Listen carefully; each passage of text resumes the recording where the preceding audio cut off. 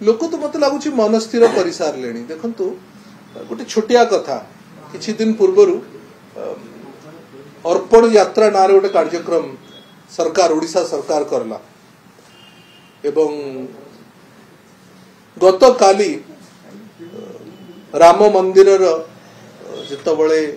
प्रतिष्ठा हला तार कार्यक्रम आपण माने निजे चक्षुरे स्वचक्षुरे देखिथिबे कौन सी प्रायोजित भाव रे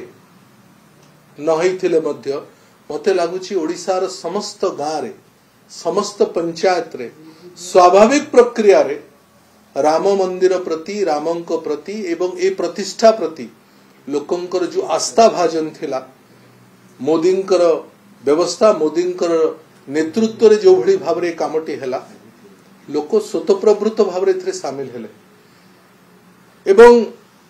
कोटी कोटी टंका खर्च करला परे मध्य को पंचायत को 2 लाख 3 लाख 4 लाख खाइबा पे 80,000 भोजी पाई